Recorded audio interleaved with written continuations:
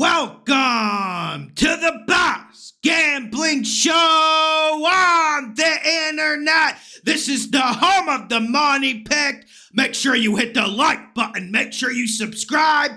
Week 2 upsets to bet. Let's get this money. Glad to be back with you guys.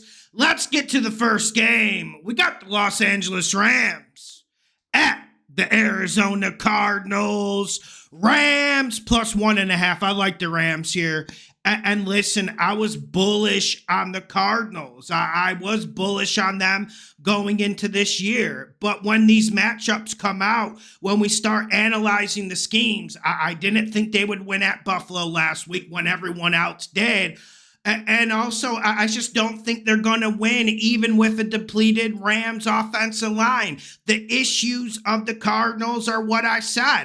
They cannot get pressure on the passer when rushing 4. John Gannon isn't a guy that likes to blitz a lot. And when you look at the secondary, when you look at how they match up with good teams in the back end, you can understand why. They're a bend but don't break defense. And I think that's what the Rams want to do. Now, obviously, this game needs to be about Kyren Williams. This game needs to be about Jonah Jackson and the interior of the Rams offensive line, and I think they'll be able to do it. While there were encouraging signs from the Cardinals offense against the Bills defense last week, they ran the ball really well. Kyler Murray had 2 or 3 enormous scrambles.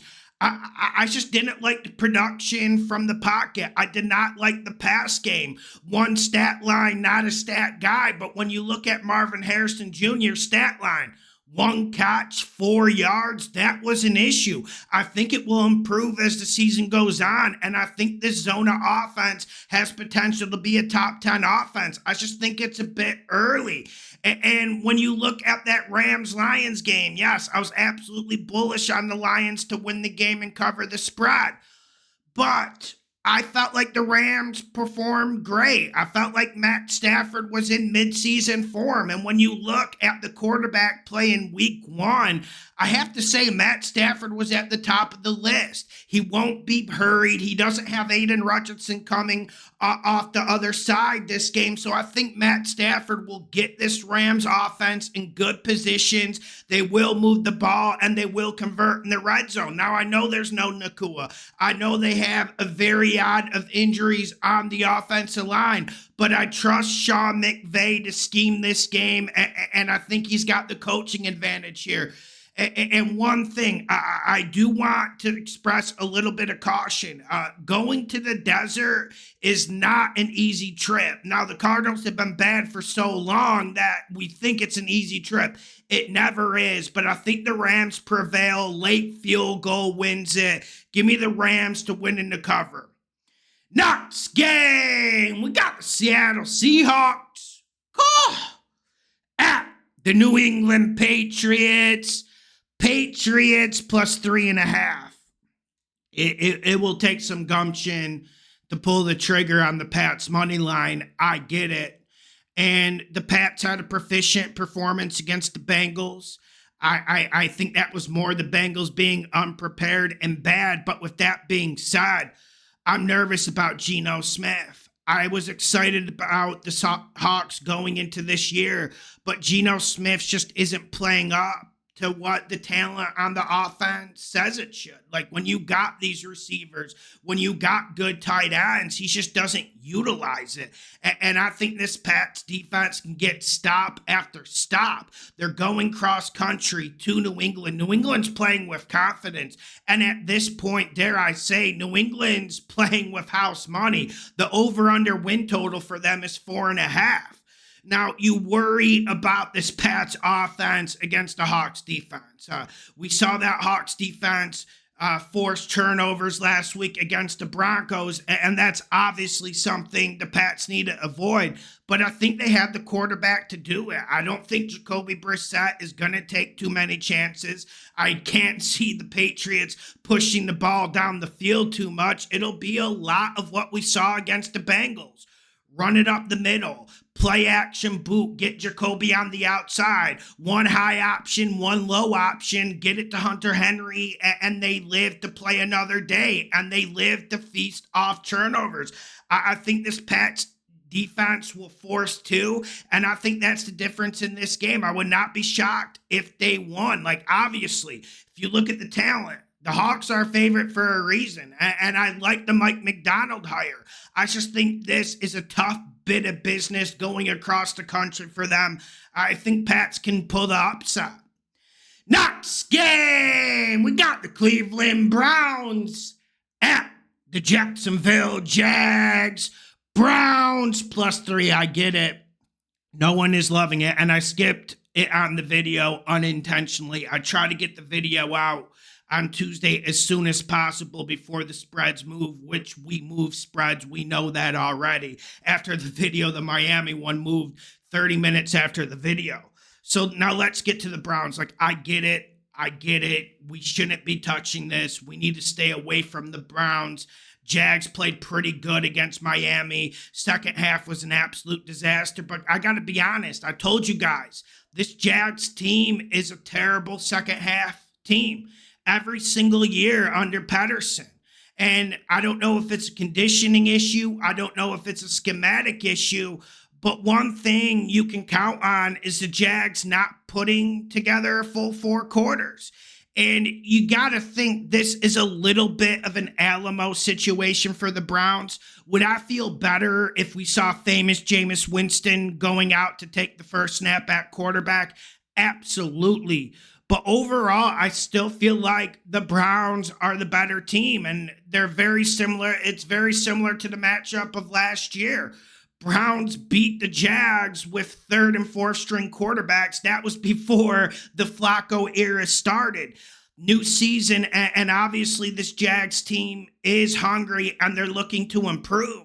I just think we're going to see a completely different game plan from Kevin Stefanski. And I don't think I'm going to sit here and panic, because the Browns obviously look terrible against the Cowboys. But do I think the Browns are a terrible football team? No. Do I think their defense is going to get torched and give up 30? No, I don't. I think this Browns defense wins this game, and I think they keep it close. It's tough to pull the trigger when you look at the way the Browns played against the Cowboys, but new week 1 was crazy. I'm not budging here. I understand if you don't want to follow me. Next game, we got the Los Angeles Chargers at the Carolina Panthers. Panthers +6.5. Upset show, guys. It's an upset show. And I get it. This isn't the most popular upset people want to hear about. There isn't a lot of good things to take from Carolina's first game against the Saints. Bryce Young was terrible. Derek Brown is out with an ACL for the whole year. Their defense couldn't cover a lick, and Carr looked like Joe Montana out there. I get the myriad of reasons why this Panthers team sucks, and I don't think they're a good football team. And I think Dave Canales has a big job on his hands. And dare I say, they are already in an Alamo situation. Like, they're trying to give away tickets. No one wants them. So, but no one watched that Chargers game last week. I'm telling by the comments on YouTube on the Tuesday video, no one watched that game. I felt like the Chargers were poor. And you can look at Herbert's stat line, or you can watch the film. And those receivers were not creating any separation at all. There was nothing aerial. Everything was underneath. There was a lot of runs up the middle. They struggled to run the ball into the 4th quarter when the Raiders lost their head. And this game comes down to who's going to turn the ball over last. And I'm not necessarily saying the Panthers are going to win this game, but I think this is a closer game than people think. I think it's a 3-4 point game. And if you watch the way the Chargers grinded out that game against the Raiders, 6.5 is an awful lot for a team to cover in this league playing this way. Now, I know the Panthers could be a historically bad team, but if you had to rank these teams 1 through 32, man, I think the Chargers are closer to 32 than they are top 10. And We know the Panthers are sitting down at 32-31. And eventually this Panthers defense needs to make a stand, because when you go into this game, you cannot count on Bryce Young at all. You cannot count on their offense to do anything spectacular. But one thing they will do, they will run the ball better, and their defense will play better. Like, we're not going to be seeing J.C. Horn, a very good corner, get burnt every week for 80-yard touchdowns. Like, that's just not going to happen. We're going to see the Panthers more resilient, more ready to play, and that's what they get, man. And when you don't play starters in preseason, especially when you have a young team, especially when your team is developing and needs to progress, that's what you get. They got physically beaten. They got schematically beaten. I think they come out and I think they play better. And I think there's been too much credence given to Harbaugh. I get Harbaugh is a very good coach in this league, and you don't want to get against him. But I think the Panthers have a chance to win this game, as crazy as it sounds. And they've done this before. They've been bad for 4 years, but they always get wins at home, some way, some form.